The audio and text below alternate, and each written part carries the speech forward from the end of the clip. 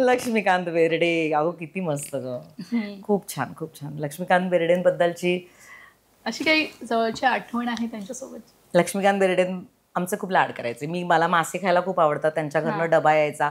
त्यांचा डबा असला की त्यांना कविता आहे, विजू आहे, विजय चव्हाण, विजू मामा आहेत, त्यामुळे अर्थातच आमच्यासाठी वेगळ्या तुकड्या आणखीन असायचं, कालवण जास्त असायचं, खाण्यापिण्याची चंगळ, खूप गप्पा, खूप मस्ती मज्जा.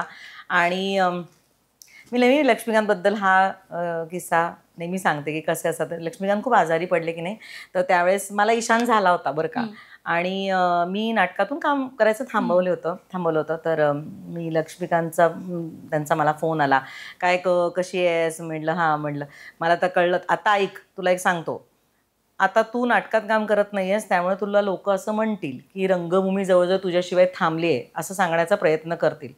तसलं काही नाही आहे. तू जो निर्णय घेतला आहेस तो योग्य आहे. तू छान आता तुझ्या मुलाकडेच लक्ष ठेव.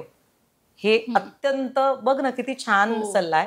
आणि त्यावेळेला ते इतके बिचारे आजारी होते आणि ते असं म्हणाले की मग मुलाचं नाव काय ठेवलंस. तर मला जरा ईशानचं बारसं उशिरा करायचं होतं की साधारण 2.5-3 महिन्याचं झाल्यानंतर करायचं होतं. तर ईशान 2 महिन्याचा झाला होता. तर म्हणाले नाव काय ठेवलंस.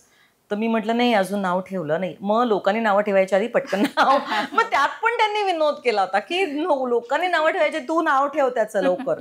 म्हटलं हो. तर छान, आय फील व्हेरी हॅपी की मला त्यांच्याबरोबर काम करण्याची संधी मिळाली. खरं तर लक्ष्मीकांत बेर्डे यांच्यासोबत ज्यांनी ज्यांनी आठवणी सांगितल्या ना, त्यात त्यांची काळजी हो प्रकर्षाने दिसून आली. हो हो, कारण तो माणूस छान होता ना, खूप चांगला माणूस होता.